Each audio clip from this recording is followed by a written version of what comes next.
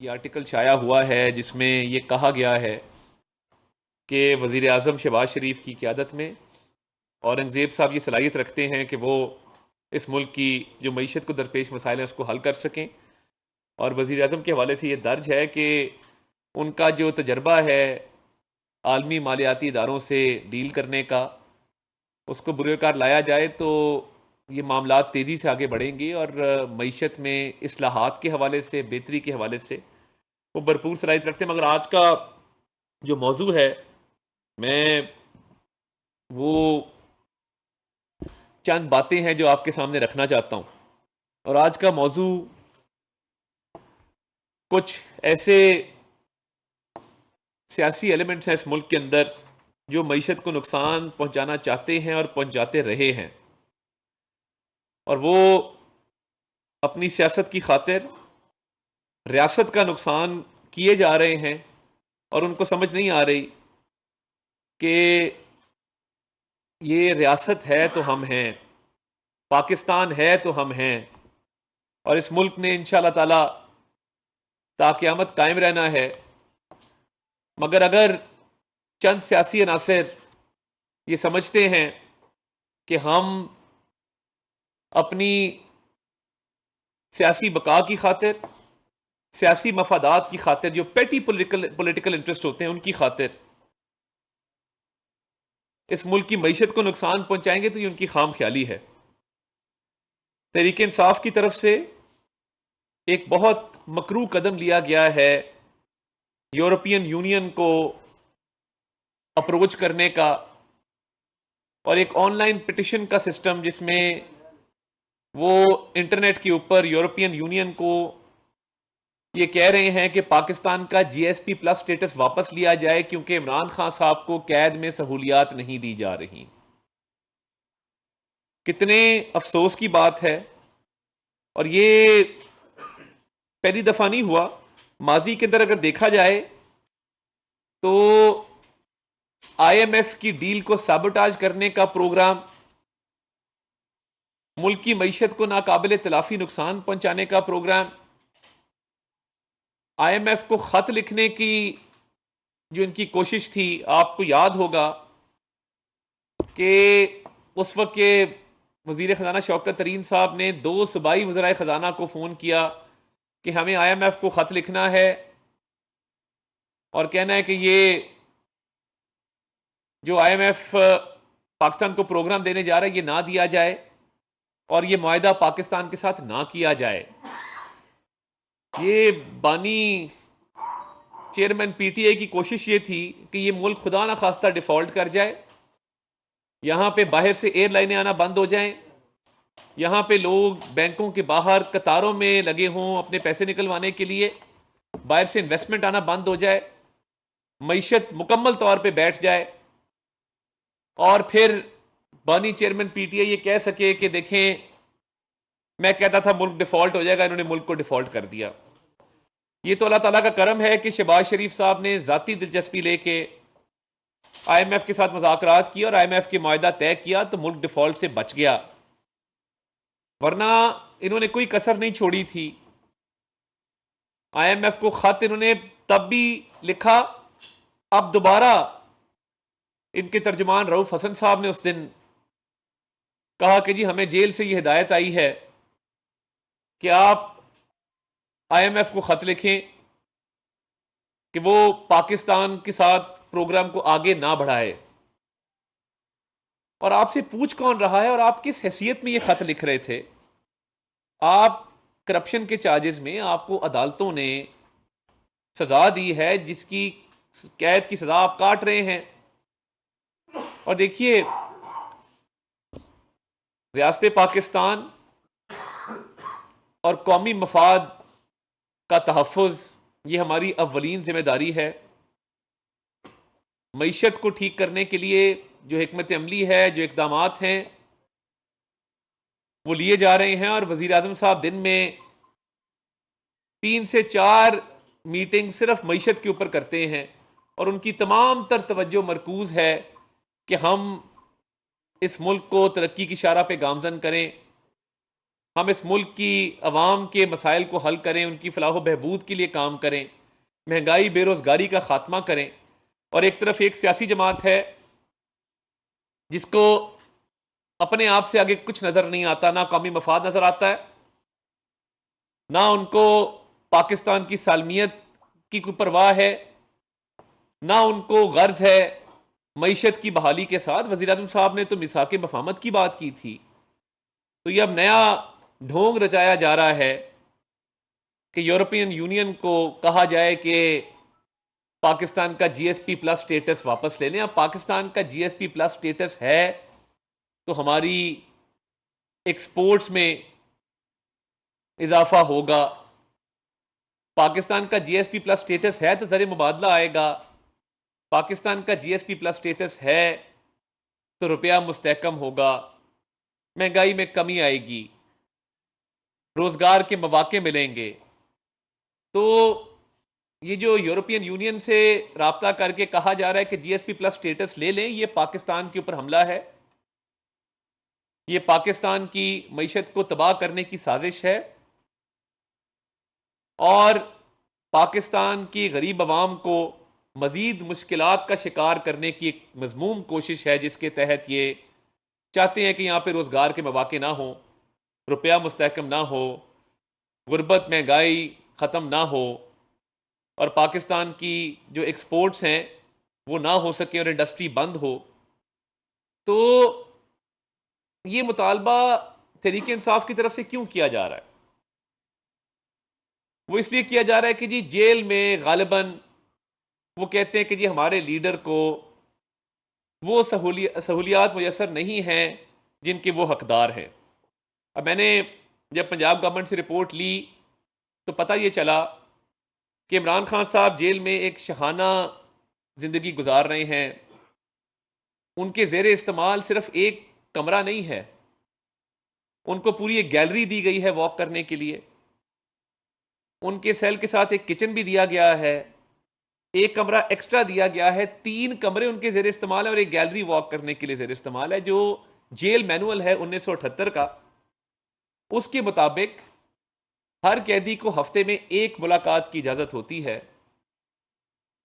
माननीय chairman PTI को हफ्ते में 4 मुलाकातों की इजाज़त दी जा रही थी, जिसके अंदर 1 मुलाकात वकीलों के साथ, 1 मुलाकात दोस्तों के साथ, 1 मुलाकात फैमिली मेंबर्स के साथ और 1 मुलाकात सियासी रुफ़का के साथ।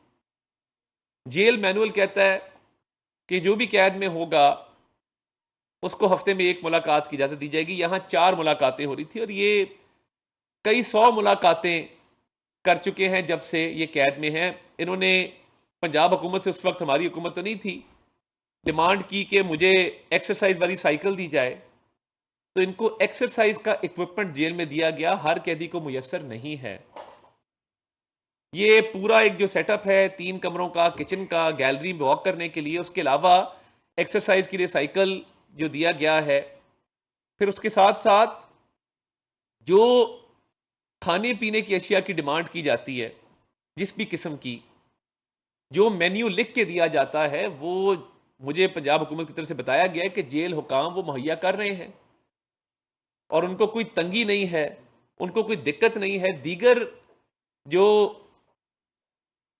इस मुल्क के सियासी लीडर्स हैं, जब वो जेलों में रहे हैं तो जेल मैनुअल की ही उनको, जेल मैनुअल के तहत ही उनको तमाम सहूलियात दी जाती थीं। तो ये अफसोसनाक है कि आप इस मुल्क की मईशत को नुकसान पहुंचा रहे हैं झूठ पर मबनी एक कैंपेन के जरिए। और देखिए, झूठ जो होता है ना, वो सामने आ जाता है, पता लग जाता है कि गलत बयानी की जा रही है। और ये ऐसी गलत बयानी है कि कोई भी ये चेक करवा सकते हैं आप जेल से कि क्या सहूलियात दी जा रही हैं। ये जो 2 हफ्ते का एक बैन मुलाकातों पे लगाया गया, ये सिर्फ एक जेल की हद तक नहीं है। कुछ रिपोर्ट्स मौसूल हुई थी तखरीबकारी के हवाले से, सिक्योरिटी खदशात के हवाले से, जिसके तहत अडयाला जेल, मियाँ वाली जेल, डेरा गाजी खान जेल, इन 3 जेलों का सिक्योरिटी ऑडिट किया जा रहा है और ये सिर्फ अडयाला तक महदूद नहीं है, क्योंकि जब सिक्योरिटी खदशात का इजहार किया जाए तो यह भी लाजिम होता है कि उसमें ड्यू डिलिजेंस हो, आप एहतियाती तदाबीरों को अपनाएं। तो मेरे पास जो सूबाई हुकूमत की तरफ से रिपोर्ट आई है, मैं उसके तहत आपको वसूख से बता सकता हूं कि ये 3 जेलों का ऑडिट हो रहा है, जिसमें डेरा गाजी खान है, मियाँ वाली है, अडयाला है। और इतनी सी बात पे यूरोपियन यूनियन को यह कहना कि आप जीएसपी प्लस स्टेटस विड्रॉ कर लें, इस मुल्क की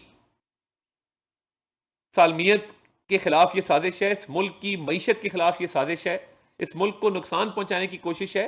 ये वही लोग हैं जिन्होंने 9 मई के हमले किए, शुहदा की यादगारों की बेहुरमती की, मसमार किया, कायद आजम का लाहौर में घर जला दिया और परवाह नहीं की कि इसका पूरी दुनिया में क्या मैसेज जाएगा। आप IMF को कहते हैं पाकिस्तान को इमदाद ना दे अपने सियासी मफाद की खातिर, हम तो कहते हैं मिलकर इस मुल्क को आगे लेके चलें। ये हुकूमत का भी काम है, अपोजिशन का भी काम है।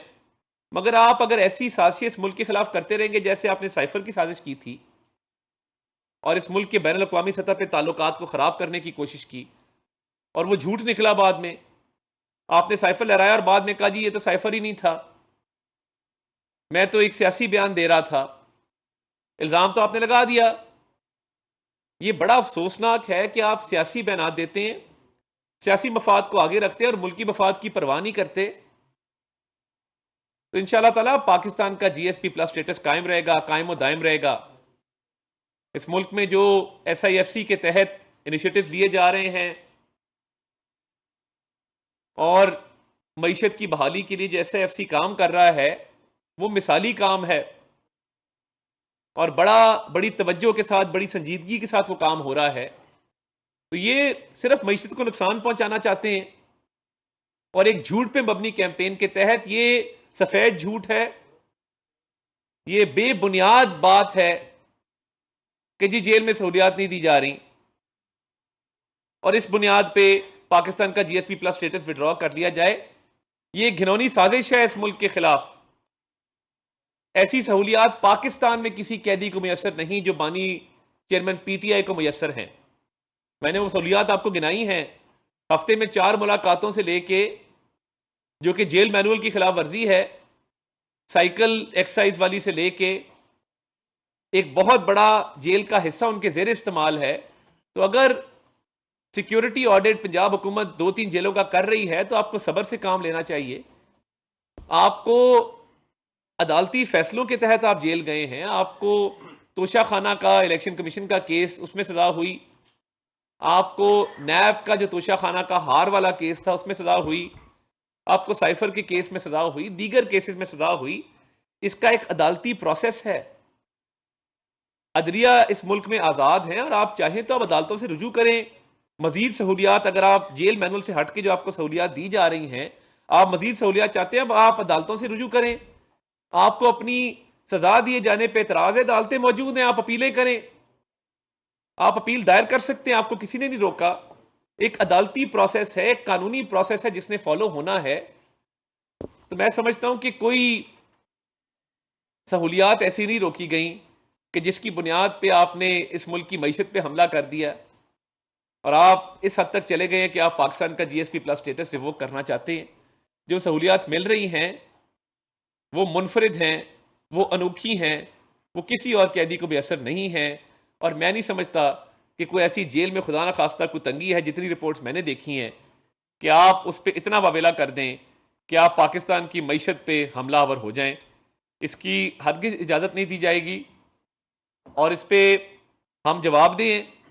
हम आपको तमाम तर वो तफसीलात बता चुके हैं, मज़ीद भी बता सकते हैं कि जो शहाना एक लाइफस्टाइल है, शहाना एक जो ज़िंदगी गुजारी जा रही है अडयाला जेल के अंदर, तो अगर कोई तंगी, कोई दिक्कत है तो वो बताएं क्या दिक्कत है। सिक्योरिटी ऑडिट, सिक्योरिटी की जिम्मेदारी अदा करनी है पंजाब हुकूमत, वो कर रहे हैं। तो इंशाल्लाह इस मुल्क की मईशत की बहाली के लिए वज़ीर आज़म दिन रात कोशां हैं और इस मुल्क की जो मसाइल हैं उसको हल करने के लिए अपना खून पसीना लगाएंगे, दिन रात एक करेंगे और मिलजुल के इस मुल्क को इंशाल्लाह ताला अजीम बनाएंगे। जवेद हुसैन साहब 92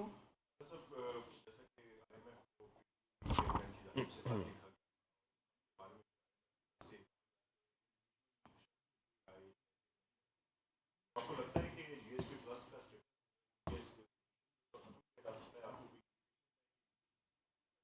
आपको नहीं, देखिए मैंने तो देखा कि ये ऑनलाइन एक मुहिम शुरू की गई है। पाकिस्तान का जीएसपी प्लस स्टेटस विड्रॉ करने के लिए पिटिशन की जा रही हैं। तो मैं समझता हूँ कि ये बेबुनियाद किस्म की एक कैंपेन चलाई गई है और इस मुल्क को नुकसान पहुंचाने की कोशिश की गई है। इंशाल्लाह ताला इस मुल्क का जीएसपी प्लस स्टेटस बरकरार रहेगा और इंडस्ट्री और एक्सपोर्टर्स को हुकूमत सहूलियात जो है वो मैसर करेगी इंडस्ट्री के फ़रोग के लिए, एक्सपोर्ट्स को बढ़ाने के लिए, रोज़गार को के मौके फ़राहम करने के लिए। तो मैं नहीं समझता ये कोई ख़तरा है। मैं एक साजिश जो तहरीक इंसाफ कर रही थी उसको बेनकाब करना अपनी ज़िम्मेदारी समझता था, इसलिए आज आपके सामने हाजिर हुआ। अब्बास शबीर साहब, टैलेंट टीवी से। सर ये सिक्योरिटी ऑडिट कब तक ख़त्म होगा और हेड्स क्या है, और ये भी तासुर दिया जा रहा है कि सेनेट इलेक्शन और दीगर जो सियासी मामला पर मुशावरत है उसको रोकने के लिए पाबंदी लगी।